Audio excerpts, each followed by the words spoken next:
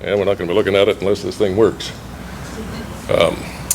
Why don't we manually advance the first slide and see if it'll pick up from there. Oh boy. Well, you know the penalty for not having the technical details working. You will get punished with biblical puns until you make it work. So, what man in the Bible committed the greatest number of sins in the shortest amount of time?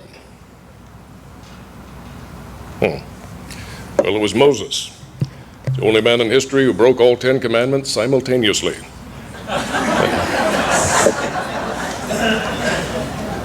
And where's the first prescription given in the Bible? Well, it's when God told Moses, take 2 tablets and see me later.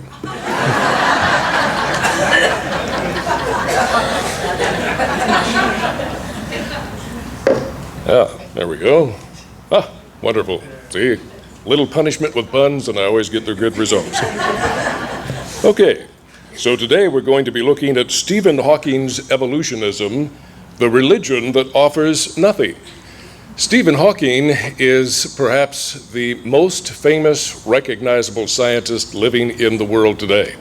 Perhaps the only one who is a more famous stature would be Albert Einstein. But of the living scientists, without a doubt, Stephen Hawking is the most famous. And when you look on the internet, it amazes me how many people think, well, you know, if Stephen Hawking says it, it must be true. If Stephen Hawking says it, he's so much smarter than the rest of us, and it may seem crazy to us, but he's just so much more brilliant than we are, we just have to trust him. Well, I don't think so. All scientists are humans. All humans are fallible. In fact, we could do a logical, syllogistic reasoning from a true premise to a valid conclusion. All humans are fallible. That means they make mistakes. Anybody disagree with that? Not if you've lived very long. Okay. Stephen Hawking is a human. Therefore, valid conclusion, Stephen Hawking is fallible. All men have feet of clay. Nobody is infallible. So how do we determine truth? Not by just asking authorities to tell us. Authorities are human. Scientists are human. They can make mistakes. They're also, because they are human, subject to the human frailties of pride, prejudice, and preconceived ideas. And wanting something to be true can cause you to interpret the facts according to your preconceived ideas. So I would say that what he has really is a religion masquerading under scientific terminology. But just saying things in scientific terms doesn't necessarily make them scientific. Now then, Stephen Hawking is the iconic scientist of our age. There have been many biographies about him.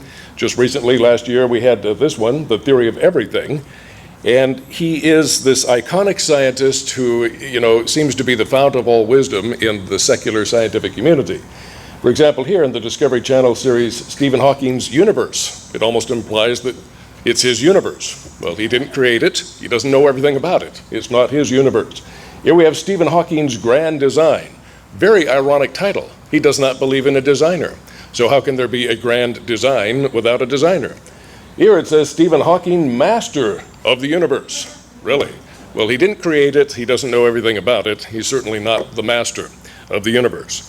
Now, I think it's incredibly important that we understand the materialist mindset. The materialist mindset, like that of Stephen Hawking, is that the material universe is the whole of reality.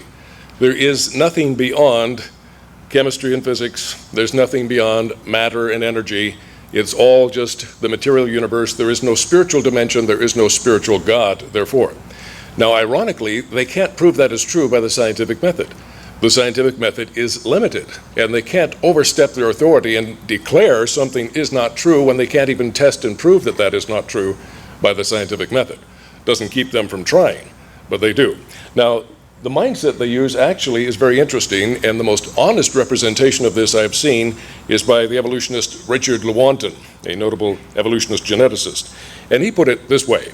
He said, "Our willingness to accept scientific claims that are against common sense is the key to an understanding of the real struggle between science and the supernatural. We take the side of science in spite of the patent absurdity of some of its constructs, because we have a prior commitment, a commitment to materialism." Now there we have it. Materialism is not science. It is a worldview of philosophy, a religion. It's something that can't be proven to be true by the scientific method. But he says they have a commitment. Well, sounds like a religious commitment to me. And he admits that in the next sentence. He says it is not that the methods and institutions of science, thank you, somehow compel us to accept a material explanation of the phenomenal world. Okay, so if it's not science that compels them to this worldview and philosophy, what is it? But on the contrary, that we are forced by our a priori adherence to material causes.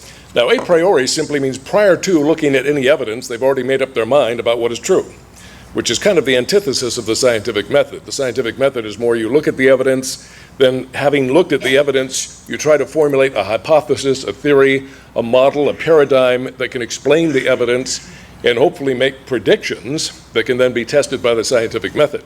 But the scientific method is therefore more a posteriori. In other words, after looking at the evidence, you draw and formulate a theory, a hypothesis, or model to explain the evidence. They've already made up their mind before they look at the evidence. He's being very honest there. They have an a priori commitment and adherence to materialism.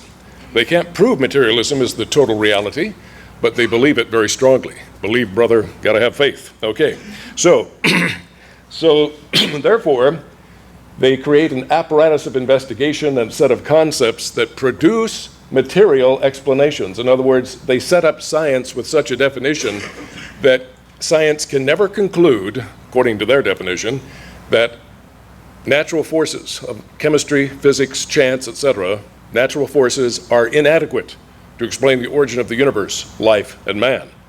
They can never give that answer. Only materialism can explain it.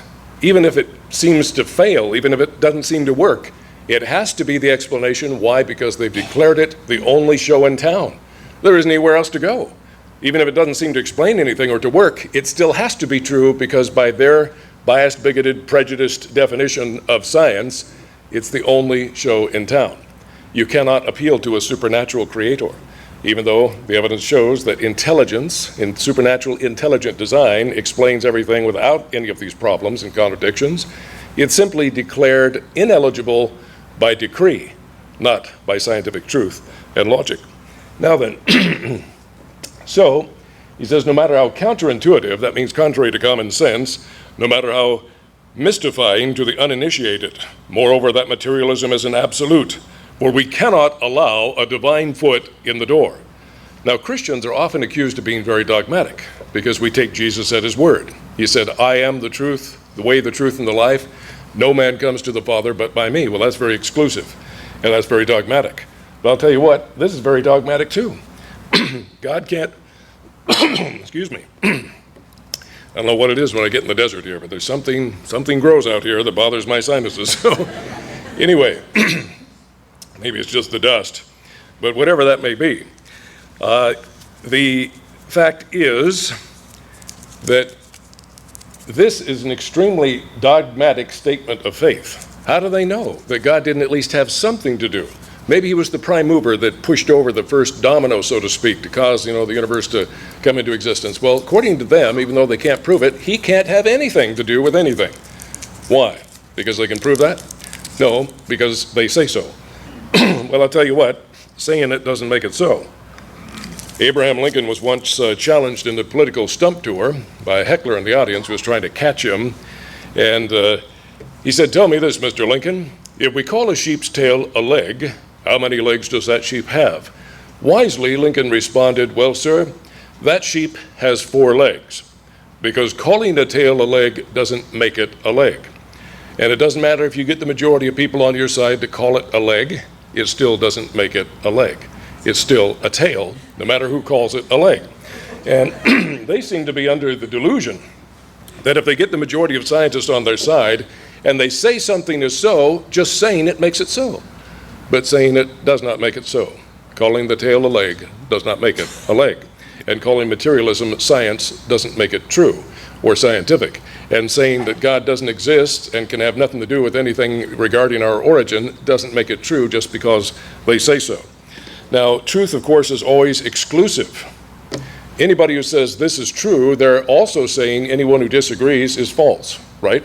So it's not us Christians that are just so narrow-minded and dogmatic and exclusive. What about the Muslims? They say there is no God but Allah and Muhammad is his prophet. Well, if you don't agree with that, they say you're not in the truth. The Buddhists have their own truth. The Hindus have their own truth. And if you disagree with them, they'll say you're wrong. So anyone who says this is the truth is automatically being very exclusive and very dogmatic and saying anyone who disagrees is not right, because the truth by nature is exclusive. The question is, who has the best argument for the truth? Now, the dictionary definition of religion, given in the Random House College Dictionary, very good definition. It says, the most general definition of religion is a set of beliefs concerning the cause, nature, and purpose of the universe. Does that fit evolutionary materialism? Yes. It is a set of beliefs concerning the cause, nature, and purpose of the universe that says God was not involved at all, and it is a belief because they can't prove that. Furthermore, what they believe about the Big Bang, the origin of matter and energy, the origin of the stars and galaxies, the origin of the first living cell, the evolution of that cell over hundreds of millions of years into humans, none of that is observable or testable by the scientific method of repeated experimentation and observation, preferably under controlled conditions in a laboratory. Nobody can go into the past, jump in a time machine, go in the past, and scientifically observe all these things they believe. They believe it on the basis of preconceived ideas, like everybody does. Everybody has presuppositions about the past, and they believe it on the basis of their interpretation of circumstantial evidence that can just as well be interpreted another way. We see that all the time in a court of law, where you have exactly the same evidence. So you don't have any eyewitnesses, but you have all kinds of forensic evidence. And the prosecutor and the defense attorney disagree about what the same evidence means. And the jury has to decide who has the best case, who has the best explanation, where does the weight of the evidence really point. But just the fact that there's evidence there doesn't mean there's only one interpretation and that only one interpretation can be scientific or true. When we deal with history, we're really not in the scientific realm. We're in the forensic realm, where you have to look at evidence and see, like in the scale of balances, where does the weight of the evidence fall, and make a decision beyond a reasonable doubt. Not an absolute observed scientific fact, but on the weight of the evidence, you can say that beyond a reasonable doubt, it makes more sense to believe this is true than not to believe it. Now also, the Supreme Court has defined evolutionary materialism as a religion. The Supreme Court has said a religion need not be based on a belief in the existence of a supreme being. In the 1961 case of Torcaso versus Watkins, the court described secular humanism as a religion. Interesting. If you read the Humanist Manifesto, they call themselves non-theists. They do not believe in God. There's no need of God. They also say man came by a continuous process, an evolutionary process is how man got here. So they are non-theists who believe in evolution. Supreme Court said basically it takes as much religious faith to believe that there is no creator as it does to believe that there is. The question is, who has the best scientific case? Because it's not based on the majority. It's not based on pure authority. The majority can be wrong. Authorities can be mistaken. It's the facts, the evidence, and the logic that determines truth, ultimately. Not only that, we find that even Satanism defines evolution as a religion. Here we have Roger Morneau, a former high-ranking Satanist. In fact, he has his testimony on YouTube. It'd be worth it looking up his name and listening to it. It is indeed very illuminating and fascinating. But being so high up in the Satanist religion, he found out what they really believe about evolution. They don't believe it's a fact. They believe it is a diabolical, false religion, a deception that is one of the most successful delusions that Satan has ever placed upon the minds of man. And I would have to agree with that. Evolution is believed by more billions of people on this planet, both outside and inside the church, to one extent or another, than any other lie the enemy has ever come up with. So, he said, anyone teaching the theory of evolution is considered to be a minister of that great religious system. See, even the enemy sees it as a religion, and he loves to have people believe false religions. As long as you don't believe the true faith, he'd be glad to have you believe any false faith, because that's as good as he wants. He comes to kill and steal and destroy, and as long as you don't believe the truth, he's got you. He also said, every teacher of that theory is recognized by the spirits as a person of great value and receives a very special unction or anointing from Satan himself, giving great power to induce spiritual blindness. He also said, Satan considers the teachers of the theory of evolution to be so valuable to him that he assigns a retinue of fallen angels to follow that educator all the remainder of his life. How is it that people can say things that are crazy, like everything came from nothing, which our most brilliant scientists today are saying unabashedly, unashamedly, with a straight face, and claiming if you don't believe it, you're stupid, you're uneducated, you're ignorant, you're backwards, you're unscientific? Well, I don't think so. But in this regard, they can sway people because there's a spiritual element going on here. There is a satanic anointing. You know, how did Hitler sway millions of his countrymen and lead them into ultimate ruin? You know, he wasn't well educated. He was only a corporal in the military. He was a failed artist. He wasn't suave, sophisticated, and debonair. He wasn't even a handsome man. And yet he had something that swayed the millions. I think this tells us what it's all about. There is a spiritual dimension. There is satanic power at work behind false doctrine. And I certainly believe that is the case with evolution as well. Now then, they labor under what I call the definition delusion, and that is that materialism is defined illegitimately by them as science and truth, even though they cannot prove by the scientific method that that statement is true. God and the supernatural are therefore labeled unscientific, untrue, ineligible to compete in the scientific arena, even though they can't prove that is true. See, science is not prejudiced and biased and bigoted. Many scientists are, but science itself is classically defined as the search for truth, whatever that truth might be. And it just might be true that materialism is not true. It just might be true that the natural forces of chemistry, physics, time, and chance are insufficient based on everything we really do know in scientific investigation to explain the origin of the universe and of life and of man. But that question is not allowed. We cannot investigate whether or not evolution is true. You must assume it is true. The only thing you can talk about is how it happened. There might be different theories of mechanisms of how it happened, but whether or not it happened, whether or not materialism is sufficient to explain our origin, that is not allowed by definition. Now, science is open-minded. It would say, well, based on everything we know, the laws of chemistry, physics, mathematics, the laws and the interplay of chance under examination, based on what we do know from the laws, based on what we do know from experimental data, it doesn't work. And therefore, there's only one other option, an intelligent supernatural designer. And that's perfectly in accord with the law of the excluded middle. This logical law, which you'll find in a textbook of logic, says that if there are two, and only two possible explanations for a phenomenon, then if you disprove one, the remaining one logically must be true. If you can show that beyond a reasonable doubt one is not true, then the other one must logically be true if there are only two possibilities. Now, when it comes to our origin, there really are only two possibilities. Either everything created itself by totally natural forces, time, chemistry, physics, totally natural forces, nothing supernatural, nothing intelligent. Either that's true, or a creator at least had some part, some necessary part in our origin. Or to put it another way, either a creator was involved in our origin or a creator was not involved. Now, can anybody think of a third possibility? There is no third possibility.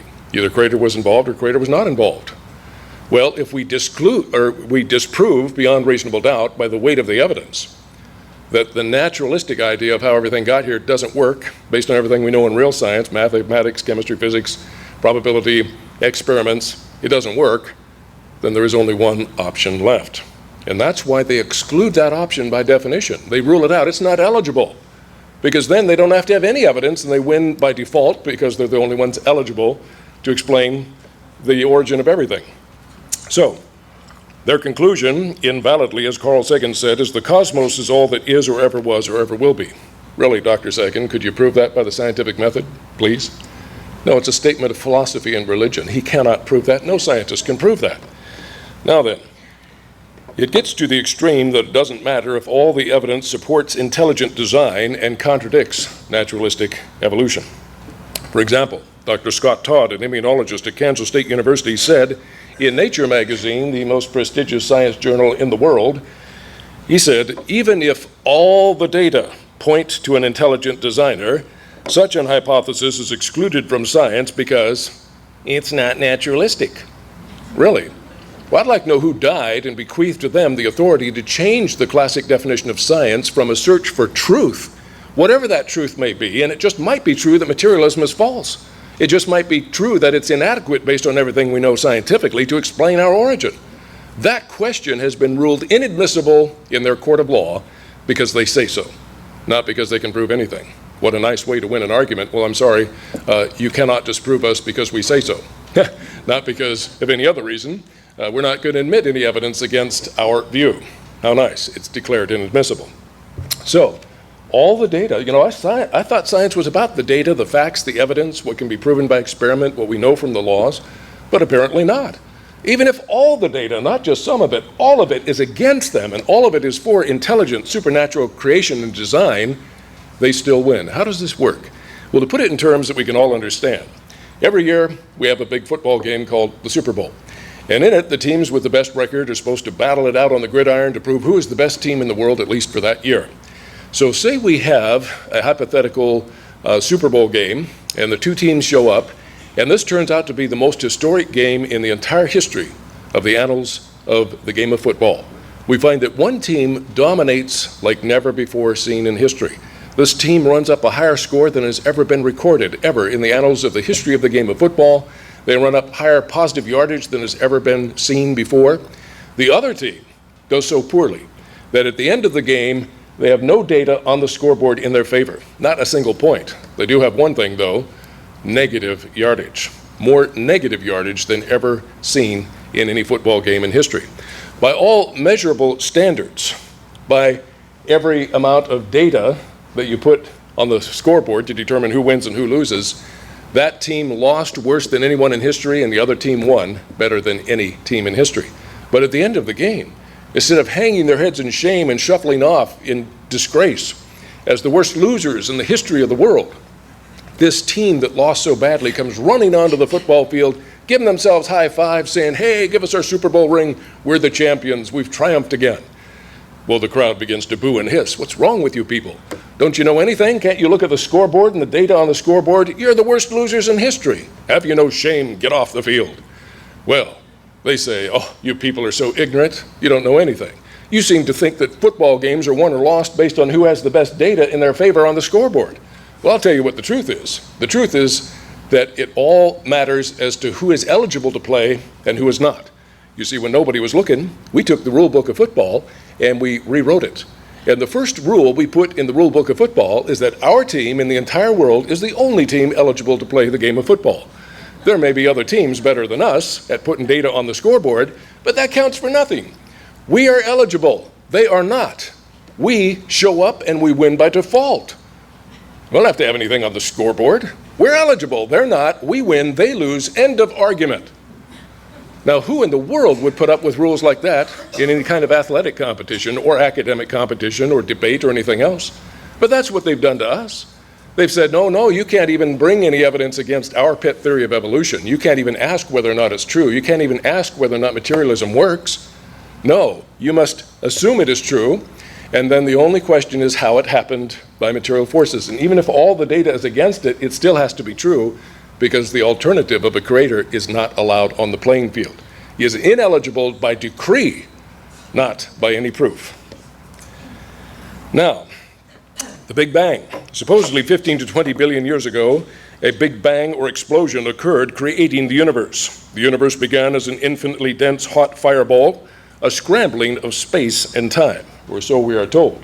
There are big problems with the Big Bang, and the biggest one, by far, is that it starts with a cosmic egg or singularity. This is supposed to be all the stars, planets, black holes, galaxies, compressed into a tiny little mother of all black holes, so small it's supposed to be smaller than a proton, a subatomic particle. Imagine that. That takes a lot of faith to believe that, more than I've got. But why do they believe this? Well, they have shown that the universe is expanding. That was discovered by Edwin Hubble in the 20th century. Who knew that a long time before that, like thousands of years before? God's Word. 17 times in the Old Testament, God's Word says, He stretches out the heavens as a scroll, He spreads it out as a tent to dwell in. So God revealed thousands of years ago something that ancient man could have never figured out. It took 20th century technology to discover it. The universe is expanding. Why? Because He is stretching it out, not a Big Bang. The Bible tells us God created the earth on day one. There's no way you can reconcile that with any Big Bang theory. He did not create the sun, the moon, and the stars until day 4. He created them out there, and he expanded them from there. They were closer in, but he's been expanding them from where they were created. They never started in this tiny little black hole, cosmic egg singularity. So he's the eyewitness, he was there. That gives him ultimate authority to say what happened. He was there, he saw it, he did it. He's infallible and capable of making mistakes. He's so holy by nature that he cannot lie. He cannot deceive us about what happened in the past. And he loves us enough to die for us. That gives him pretty unique credentials as a witness and as a scientist. Our scientists today have all the liabilities. They weren't there. They didn't see what really happened. They don't know everything. They do make mistakes all the time. And they have this other nasty habit. They tend to lie like rugs from the days of their youth. No, the Bible explains that too. The heart of man is deceitful above all things and desperately wicked. Who can know it? Man is by nature a liar. God is by nature so holy that he cannot lie. He cannot deceive us. So, where did this cosmic egg come from? Based on known laws of science, it could not be there eternally. Even Stephen Hawking is famous for showing that black holes obey the second law of thermodynamics. They leak radiation over time. They lose available free energy, and thus eventually they will simply dissipate and disappear. Same would appear to be true of the mother of all black holes, the singularity. This is again based, excuse me, on two of the most thoroughly proven laws in physics, the first and second laws of thermodynamics. Einstein said the classical laws of thermodynamics would never be overthrown by the advance of science, and that has held to be true to this day. Also, Isaac Asimov, one of the most famous evolutionist scientists of modern times, he said that the classical laws of thermodynamics are the most powerful generalizations that scientists have ever been able to make about the universe. So when we're talking first and second laws of thermodynamics, we're talking powerful, pristine science as thoroughly proven as we can prove anything. Now, the first law is the law of total energy constancy. In other words, energy does not jump up and down in its amount. It cannot be created. It cannot be destroyed. It cannot increase, it cannot decrease. Whatever transformations take place in the universe, the books always balance, according to the first law. You never end up having more matter or energy than you had to begin with. Matter, thanks to Einstein, we realize is a coalesced form of energy. It's another form of energy. So energy doesn't go up and down in its amount, it stays constant. That's the quantity. However, the second law of thermodynamics says that the quality of energy does change. It degrades into an unusable form of energy called entropy. So, although the total amount is remaining constant, the quality is degenerating into this unusable form of energy called entropy, and eventually will reach maximum entropy, where all the available free energy is gone, energy that can be harnessed for useful work, for life, for machines, for anything. Completely useless. It's there, but it cannot be harnessed anymore. The universe would be dark and cold and dead. Obviously, the universe has not reached that state yet. It's in the process of going down to that ultimate heat death or total entropy, but it hasn't reached it yet. What does that indicate about how long the universe has been here? It's only been here a finite amount of time. If it were infinitely old, we already would have long since been at total entropy, but we're not. Therefore, if we extrapolate backwards, where the entropy is turning into free energy, it can only go this far, because you can't have more available free energy than the total energy constant. This would be a point of creation. The second law says the universe must have had a beginning. It could not be infinitely old. The first law says it could not create itself, because matter and energy cannot be created or destroyed by natural forces, by natural law. Therefore, like it or not, we need something transcendent, something supernatural to put the matter and energy there, and ever since it has been running down. Now, the amazing thing is that even Stephen Hawking admits that this means the universe had a beginning, something that philosophers and scientists for thousands of years always believed the universe was eternal and that everything came from that. But now we realize Genesis 1:1 is true. Again, science is caught up to God's word, way behind on the learning curve, but now almost all scientists believe, thanks to Einstein, who said that if energy and matter had a creation, so did space and time. The space-matter-time continuum is so intertwined that you can't have one without the other. That means even time itself had a beginning, something the Bible has always taught. So, Stephen Hawking says in real time the universe has a beginning. Almost everyone now believes that the universe and time itself had a beginning. The significance of that is not only that it confirms what the Bible has said all along, but that it places this whole universe and everything in it under the most important law in all of science. What is that most important law? Well, it's not the first and second laws of thermodynamics. It's not the Newtonian laws of motion. It's not the laws of quantum mechanics or subatomic physics. What it is this: the law of cause and effect that states that for every effect there must be an adequate cause, and that no effect can be greater than its cause. In other words, you can't give more than what you have to give. This law is so self-evident, so axiomatic, and so unfailing that everybody accepts it. In fact, if this law were not true, we couldn't even run an experiment and expect to get consistent results. After all, you run an experiment one day, next day you run it, you get a different result. Next day you run it, you get a different result. Why? Because variables are coming into existence out of nothing, without a cause. You see, if this weren't true, you couldn't even run the scientific method and expect consistent results. So it is axiomatically true. In other words, self-evident, it has no known exception, and it is so hardwired into us by our logical God that even children use it without even thinking about it. For example, if I said, you notice there's a 10-ton bulldozer out here in the parking lot, wasn't there yesterday, how'd it get there? Somebody says, well, you see that little ant, that particular one right there? That ant last night pulled and dragged that bulldozer clear over here from across town. Even a child would say, wait a minute, that ant doesn't have enough power to drag a 10-ton bulldozer. That's ridiculous. Now, if you said the bulldozer moved the ant over here, well, it would be overkill, but it wouldn't violate the law of cause and effect, would it? So you can't give more than what you have. You have to have a cause, but it must also be an adequate cause. If I see a tractor trailer out there, semi-truck with a flatbed trailer and a ramp, I'd say, I believe that dropped the bulldozer here, not the ant. That's an adequate cause. The ant is not. So again, you make a judgment call, but it's pretty obvious. As we shall see, the judgment call becomes very obvious as to how we got here. It was not by evolutionary assumptions. Now, Sir Francis Bacon, one of the most famous scientists of all time, a Christian man of science, rightfully said, true knowledge is knowledge by causes. Now, using the law of cause and effect, we can do a logical syllogistic reasoning from a true premise to a valid conclusion.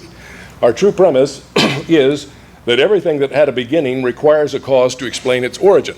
Is that a true premise? Yes, it's basically restating the law of cause and effect. So the first point we would make is that the universe, including time itself, can be shown to have had a beginning, as indeed even Stephen Hawking and Albert Einstein agreed. Number two, it is unreasonable to believe something could begin to exist without a cause, bringing us to the valid conclusion, the universe therefore requires a cause, not just any cause, but an adequate cause to explain all the power, the energy, the complexity, life with its amazing complexity and attributes greater than any machinery man has ever made, and man with intellect, emotions, free will, personality, with powers of abstract thought, to think thoughts that haven't been thought before, to invent things that haven't been invented before. If we're made in the image of an inventor, a creator, that would explain a lot, because he was an adequate cause to give us the attributes that we have, being made in his image. Now, at this point, the evolutionists get a little upset. You know, here we're using science and logic to back them into a corner and show them they don't have an adequate explanation for the universe and everything in it. Well, Richard Dawkins, perhaps the most obnoxious and vociferous atheist evolutionist in the world today, he says, we'll turn the tables. We'll say, who made the maker, who created the creator, who created God? And he thinks he's caught us in a profound dilemma.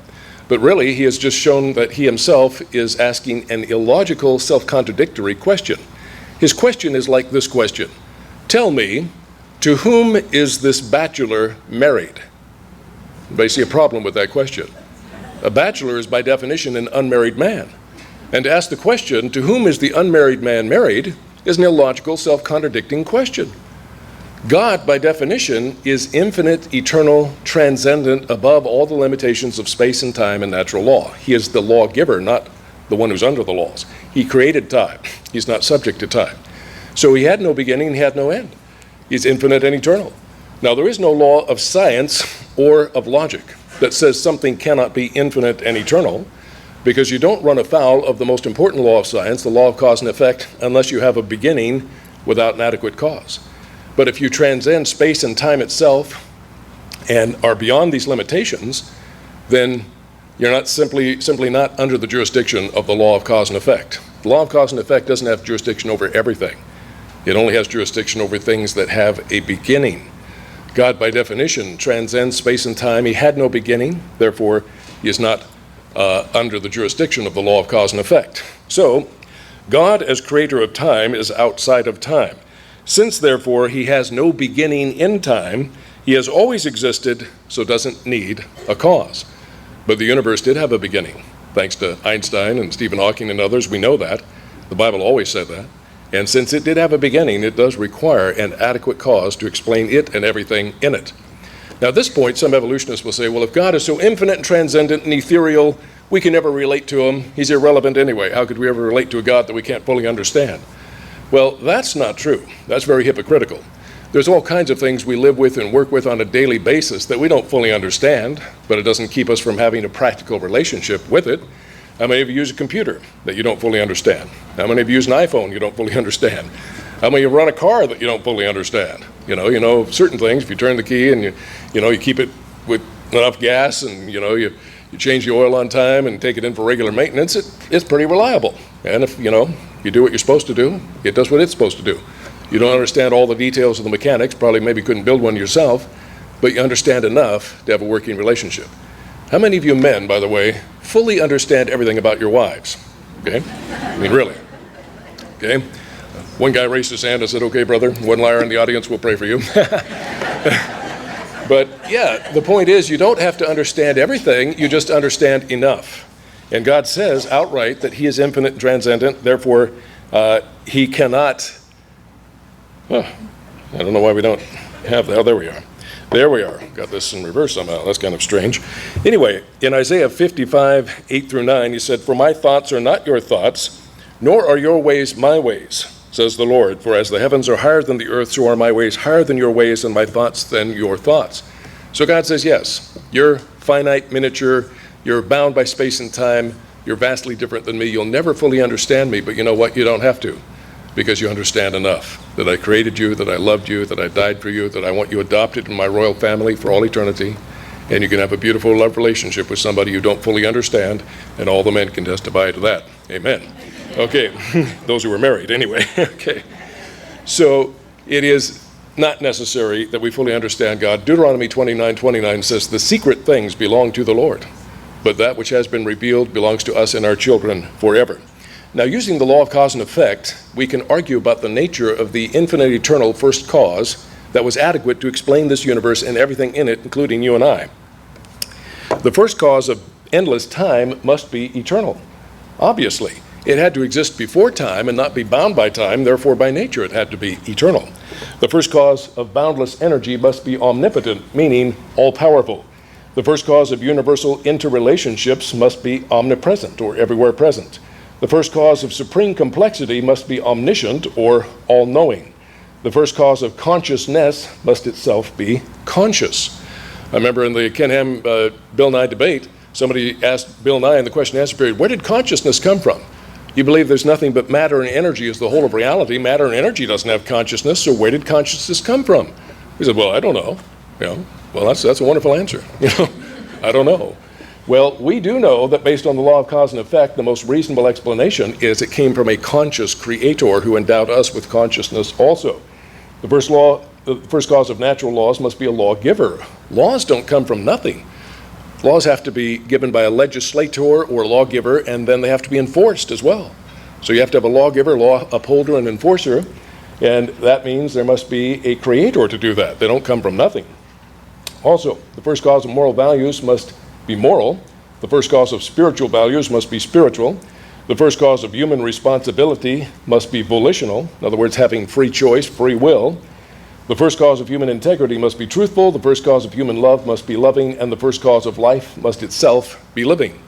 Putting this all together, we find that the nature of the infinite eternal first cause, which was adequate to explain this universe and everything in it, is a living, loving, truthful, volitional, spiritual, moral, law-giving, conscious, omniscient, omnipresent, omnipotent, and eternal cause.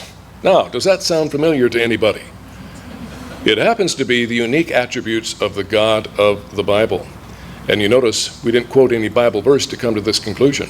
It's a natural inference from the law of cause and effect, the most supreme axiomatic law in all of science.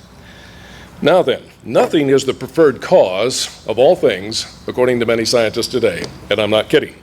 For example, Alan Guth and Paul Steinhardt. Alan Guth is famous at MIT for his inflationary aspect of the Big Bang Theory. He said it is tempting to go one step further and speculate that the entire universe evolved from literally nothing. Why is it so tempting that everything should come from nothing, especially for a scientist? Well, because scientists are red-blooded, fallen, sinful men, and they don't want a God who they're accountable to. They don't want somebody bigger and infinitely smarter than them intellectually. They like to see themselves as the fountain of all intellectual truth and pearls of wisdom. If you need intelligence and counseling, come to us because we're so smart. Well, if God exists, they're the ultimate pinheads, aren't they? So they don't like the competition. They especially don't like what Jesus said, except you repent, you will all likewise perish. They want to live their life, be their own God, make up their own morality, and have no moral accountability at the end of their life. In order to do that, well, if we all came from nothing, we're accountable to nothing. We can do whatever we want, and when we die, we get nothing. We came from nothing, our purpose is nothing. When we die, we get nothing. To some people, that's a very attractive thing. I don't understand why, but it is, mainly because they can run their life without moral accountability. Also, we have Edward Tryon, notable evolutionist cosmologist. He said that our universe had its physical origin as a quantum fluctuation of some pre-existing true vacuum or state of nothingness. That almost sounds eloquent if it weren't so absurd. Nothing is literally no thing. It is that which does not exist. How can the absence of existence do anything or cause anything because there's nothing there to do any causation? A child could figure this out. It's not rocket science. Nothing is nothing, can't do nothing, is nothing, doesn't exist. I like Aristotle's definition of nothing. Aristotle said nothing is that which rocks dream about. Nothing. Well, I don't think we all came from what rocks dream about, from nothing at all. Then we have Paul Davies, notable Australian scientist. He says this quantum cosmology provides a loophole for the universe to, so to speak, spring into existence from nothing without violating any laws of physics. Well, wait a minute, it does violate the first law of thermodynamics. It does violate the law of cause and effect. How can we have laws that contradict one another? I'd like an explanation of that. Well, here we have the high priests of the religion of nothing. And the main high priest is Stephen Hawking himself. And they would have us all bow down to their great God that created us all, nothing, that which does not exist. And if you disagree, you are stupid, you're unscientific, you're crazy, you're ignorant, you're a fundamentalist Christian, you have no hope. Well, I think there's a lot more hope in believing in something than nothing. Anyway, Stephen Hawking, many Discovery Channel episodes, this one, Curiosity, the first one in it is called Did God Create the Universe? And we find out he says no, found out everything came from nothing. Neil deGrasse Tyson, he has taken the mantle of Carl Sagan, redone and updated his Cosmos television series. Here we have Lawrence Krauss, who had a best-selling book on the New York Times bestseller list for quite a while. Title of the book, A Universe from Nothing. I guess a lot of people seem to think that's a great idea since it spent so much time on the New York Times bestseller list. Richard Dawkins, of course, wrote the book, The God Delusion. We don't need to believe in God. After all, we're so smart, we figured out everything came from nothing. And Paul Davies, the Australian physicist, he wrote his book, God and the New Physics, and supposedly their new understanding of physics shows we don't need God because everything came from nothing. Well, saying it doesn't make it so. Let's have some facts, some evidence, some logic. And we're not going to abandon proven science in the favor of something that is not proven, that falls apart like a house of cards under cross-examination. Now, Lawrence Krauss said, the philosophers in ancient times used to say, how can something arise from nothing? And what's amazing to me is that the laws of physics allow that to happen. Really? That piqued my attention when I was watching this video. So I listened and watched intensely, waiting for these numerous laws to be listed. I wanted to know where I could look them up in a physics book of proven science. He never once said what they were. It's just, I'm a famous scientist, I say so, and making it so is simply as good as saying it so. Saying it doesn't make it so. Saying the sheep's tail is a leg doesn't make it a leg, even if a famous scientist says so. Where's the facts, the evidence, the logic? Well, if he was pressed for an example, he probably would have said what was said by Stephen Hawking in his Curiosity series on the Discovery Channel, Did God Create the Universe? Stephen Hawking said, travel right down to the subatomic level, and you enter a world where conjuring something out of nothing is possible, at least for a short time. Well, I don't know about that. He says that's because at this scale, particles, such as protons, behave according to the laws of nature we call quantum mechanics. Fine. Energy and matter obey certain laws. Somebody put those laws there. You notice there are no laws for how nothing works? This is how nothing does this in this circumstance, but in this circumstance, nothing does this. No, there are no laws for how that which does not exist does anything, for crying out loud. So talking about protons isn't really on target. Now, he says, and they, meaning these protons, they really can't appear at random, stick around for a while, and then vanish again to reappear somewhere else. Wow. He goes on to say, since we know that the universe itself was once very small, smaller than a proton, in fact. Stop right there, mister. I don't care how famous you are. We don't know that scientifically. Nobody observed that scientifically. That's an inference. That's an extrapolation based on the fact the universe is expanding, and you think it started in a little, tiny singularity smaller than a proton. But nobody ever scientifically observed that. We do not know that as a fact of science, sir. That's your religion talking. Please, this is my ear. Don't stick rubbish in my ear. Stick some good science. I'll appreciate that. But this is not proven. He says, we all know it. No, we don't know it. How do we know it? We certainly don't know it by scientific observation. It's an extrapolation. But then he says, this means something quite remarkable. What does it mean? He says, it means the universe itself, in all of its mind-boggling vastness and complexity, can simply have popped into existence without violating the known laws of nature. Sorry, it does violate the first law of thermodynamics. It does violate the supreme law of science, the law of cause and effect. So, he's saying because supposedly a tiny subatomic particle, positively charged particle, a proton, can come into existence out of nothing. Therefore, the whole universe, all the protons, electrons, and neutrons, by the quintillions, can come into existence. So at the very first, this is a logical fallacy of measure. For example, if we have a candlestick up here, and we have a healthy boy, Jack, and I say, Jack be nimble, Jack be quick. Jack jump over the candlestick. And Jack jumps over the candlestick. Okay, that's an observed fact of science. We can repeat it. Jack can jump over and over again. What does that prove? It proves Jack can jump over the candlestick. It doesn't prove anything else. It certainly doesn't prove that he can jump with a single bound and land on the moon. That's a violation of extrapolation, because something can happen on a very small scale, therefore it can also happen on an enormous scale. Not logically connected. It's a non sequitur. It does not logically follow that because Jack can do a little thing, he can also jump to the moon. Even if it were true that a proton could come out of nothing, it wouldn't prove that all the matter of the entire universe could come out of nothing. It's a violation of extrapolation over extrapolation. Now, it gets even worse though, because it does violate the known laws of physics. And we can explain, based on good old Albert Einstein, in his very famous equation, E equals mc squared. Energy equals mass times the speed of light squared. What he really showed us in this famous equation is that matter can be converted into energy, and energy can be converted into matter. Why? Because they're two different forms of the same thing. This hard matter is actually energy in a coalesced form. And it can change from this hard form called matter into regular energy, and it can change from energy into matter. Now, this is known physics. This is very famous physics. We don't need an exotic explanation. Oh my gosh, this thing is coming out of nothing. No, based on what we know, if energy is available, you can get it to coalesce into matter, based on known physics. Now, to use a little analogy here, what is this appendage dangling from the end of my wrist? Okay, it's not a trick question. What is it?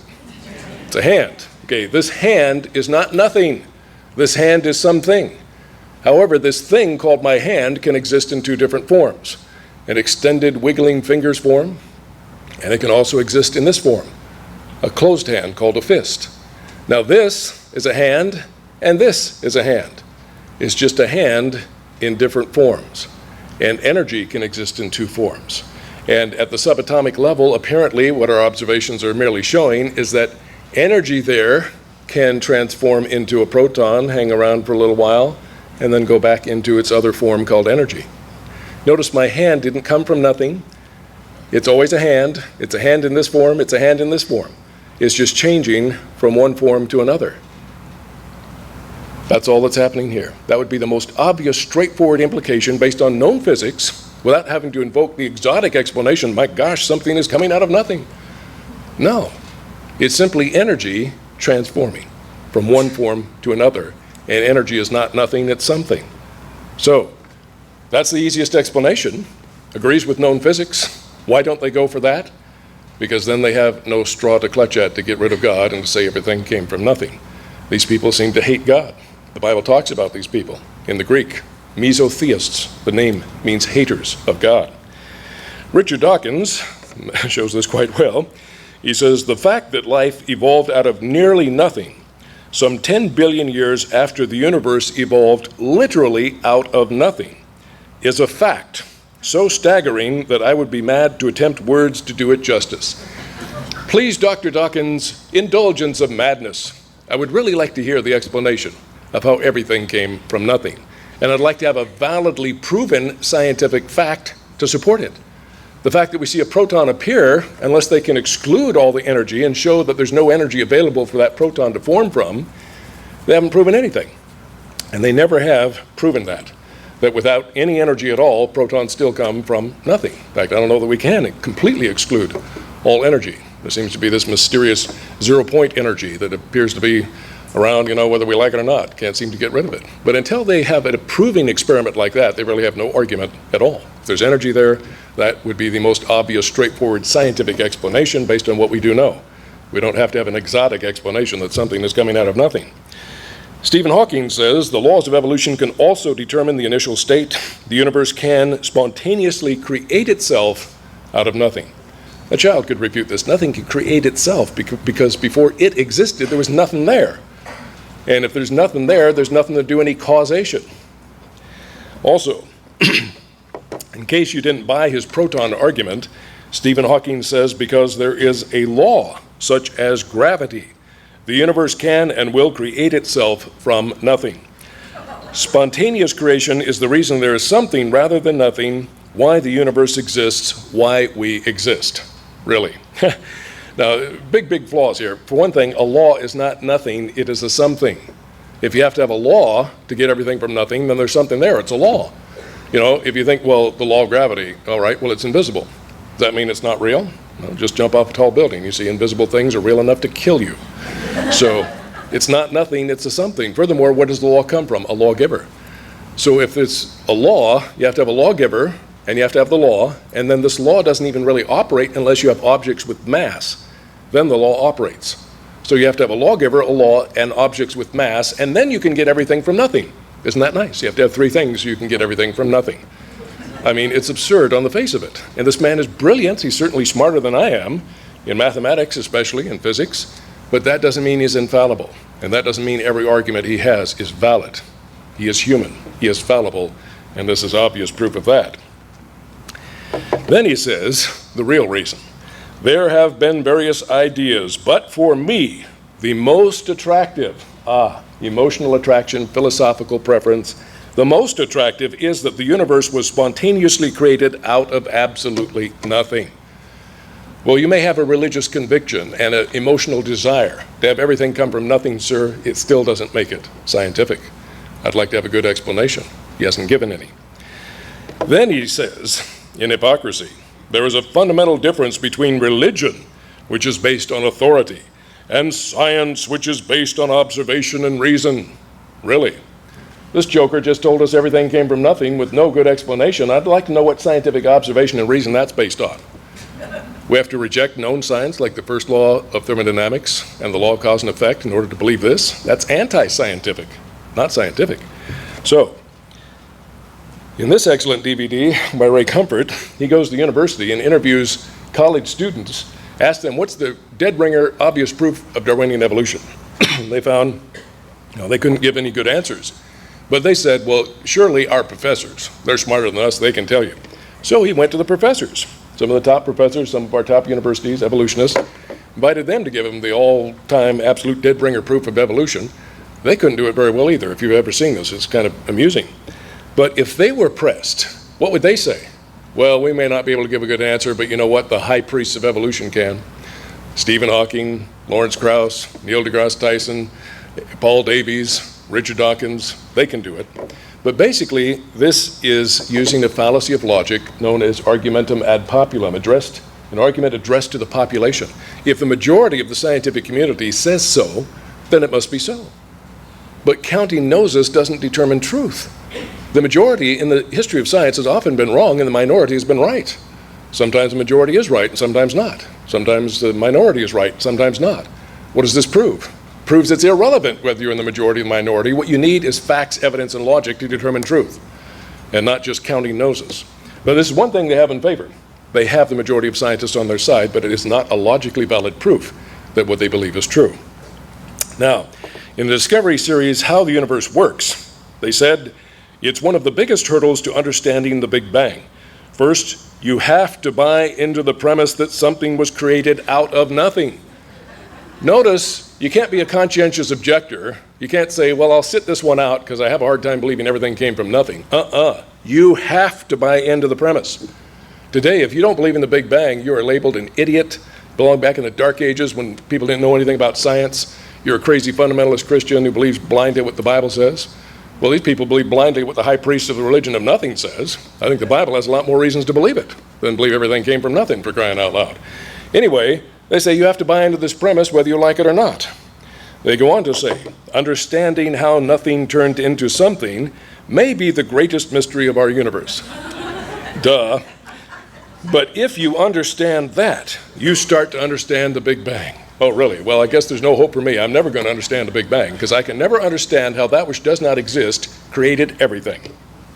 Finally, they just say it outright. At the dawn of time, the universe explodes into existence from absolutely nothing into everything. Well, guess what? Saying it doesn't make it so. Let's have some facts, some logic, some evidence. Let's see what the proven laws of science show. They show this is not possible. New Scientist magazine put it this way. Why does the universe exist at all? Why is there something rather than nothing? Perhaps the Big Bang was just nothingness doing what comes naturally. Well, I'll tell you what. If nothing did what comes naturally, you and I would not be sitting here today to ponder the question, because from nothing comes nothing. Even Julie Andrews knew this, in the famous musical, The Sound of Music. She had a little song, nothing comes from nothing, nothing ever could. That used to be axiomatic. That used to be self-evident. But now we've become so smart that our greatest scientists believe everything came from nothing. But saying it certainly does not make it so. Finally, Paul Davies, in his book, The Edge of Infinity, he said, the Big Bang represents the instantaneous suspension of physical laws, the sudden abrupt flash of lawlessness that allowed something to come out of nothing. It represents a true miracle. Well, I'll grant you that. That's quite a miracle when everything comes from nothing, But, I can believe that a magician can pull off an illusion, like pulling a rabbit out of his hat. But these jokers have pulled the whole universe out of their hat, and they don't even have a hat. That's just a little too much to buy, and I don't care if they call me names and call me stupid. I don't care. I'm not going to believe everything came from nothing just because they say so in violation of known facts of science. Now, notice the contradiction here. He says because of getting rid of laws, I'd like to know where they came from in the first place, but you suspend laws that already exist. How did they exist in the first place? That you have to suspend them. And then you get lawlessness, and with lawlessness, you can get everything from nothing. But Stephen Hawking, the other authority, said what? Because there is a law like gravity, you can get everything from nothing. This expert is saying we have to get rid of the laws. Then you can have everything from nothing. They contradict one another. You give them enough rope, they will hang themselves every time. And this is a clear indication of that. I would like to know why this statement of his is more scientific than in the beginning God created. It's not.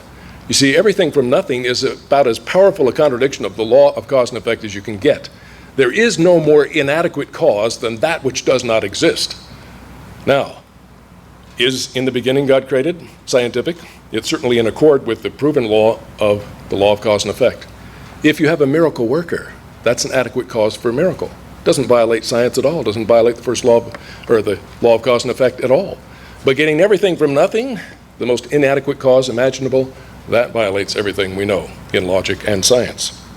So in conclusion, we find that something eternal caused the space-time matter continuum of this universe to come into existence.